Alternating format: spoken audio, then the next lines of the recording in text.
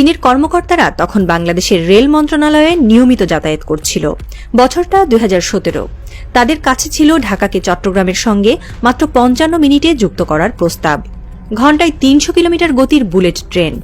সব নথি প্রস্তুত, সম্ভাব্যতা যাচাই শেষ, নকশা চূড়ান্তের পথে। শুধু প্রয়োজন ছিল একজন মানুষ, এক প্রধানমন্ত্রীর সই। কিন্তু সেই সই আর কখনো আসেনি, কারণ শেখ হাসিনা তখন ঢাকায় বসে নয়াদিল্লির দিকে তাকিয়েছিলেন। একটি ফাইল তোলা হচ্ছিল যতবার, ততবারই নাকি ফোন আসতো, ওটা একটু চেপে রাখো, চীনের সঙ্গে বেশি কাছাকাছি যাব না, মোদির অসুবিধা হবে। তখন তিনি আর শুধু প্রধানমন্ত্রী নন, হয়ে গিয়েছিলেন এক বর্ডার পার ম্যানেজার, যার দায়িত্ব শুধু নিজের নয়, প্রতিবেশী দেশের স্বার্থ রক্ষা করা।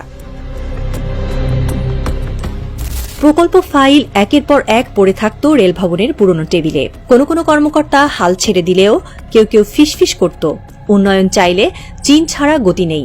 কিন্তু শেখ হাসিনা জানতেন চীন মানেই ভারত রুষ্ট, আর মোদি তার সেই পরম বন্ধু, যে সরে গেলে হাসিনার সব দরজা বন্ধ।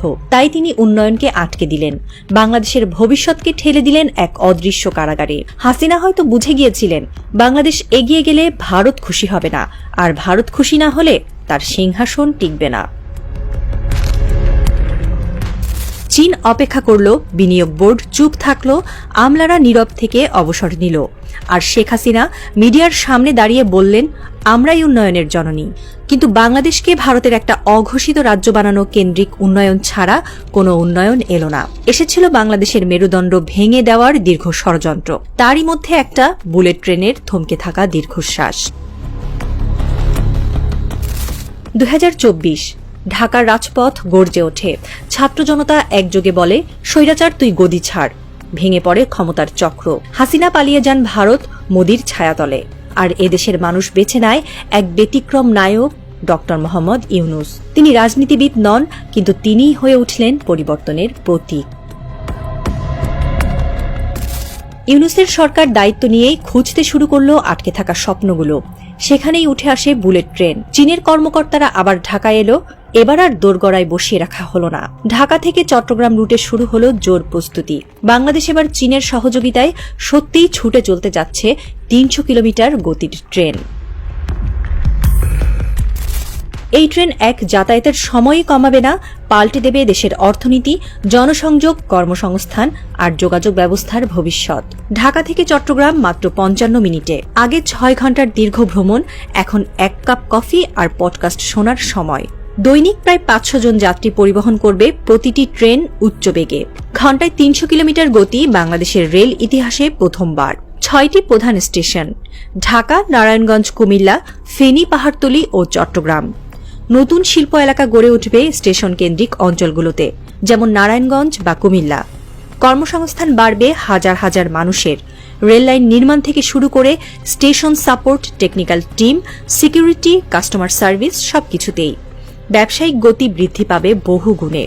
ঢাকার ব্যবসায়ী সকালে চট্টগ্রামে গিয়ে সন্ধ্যায় ফিরে আসবেন। আমদানি রপ্তানির সময় কমবে, পণ্য পরিবহন হবে বেশি নির্ভরযোগ্য।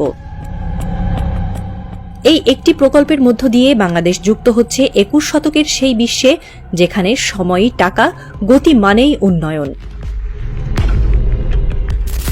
কলকাতার এক পুরনো বাড়ি, দক্ষিণের গলিতে। জানালার ফাঁক দিয়ে আসে কুয়াশা, রোদ আসে না। একটি চেয়ারে বসে আছেন এক নারী, এক সময়ের প্রধানমন্ত্রী শেখ হাসিনা। তার হাতে পুরনো কাগজের কাটা ছবি, একটায় চীন আর বাংলাদেশের পতাকা, আরেকটায় ডক্টর ইউনূস হাসছেন কোন রেল স্টেশনের উদ্বোধনী অনুষ্ঠানে। তিনি ফোঁস করে ওঠেন, ওর কপালটাই ভালো, আমি থাকলে কিছুই করতে পারত না। একসময় হুমকি দেন, আমি ফিরে আসব, কেউ আটকাতে পারবে না। তবে কণ্ঠে আগের সেই দৃঢ়তা নেই।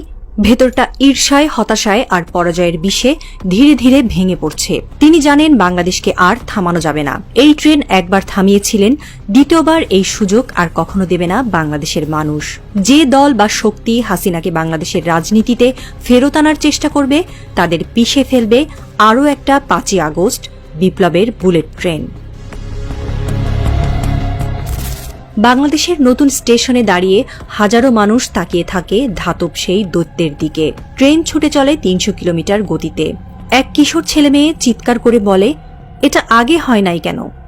এক বৃদ্ধ মাথা নাড়ে, বলেন, ভুল মানুষের হাতে ছিলাম তোরে বাবা, আর তখনই দূরে কলকাতার অন্ধকার ঘরে একটা আলোর রেখা পড়ে হাসিনার মুখে, কিন্তু তাতে কোনো আলো নেই, শুধু এক শীতল ছায়া যেখানে গড়িয়ে পড়ে ইতিহাসের চোখের জল। বাংলাদেশের বুলেট ট্রেন কেবল উন্নয়নের গল্প না, এটা এক স্বার্থপর ভিলেনকে হারানোর গল্প, একটা দেশের ঘুরে দাঁড়ানোর জমজমাট রাজনৈতিক থ্রিলার।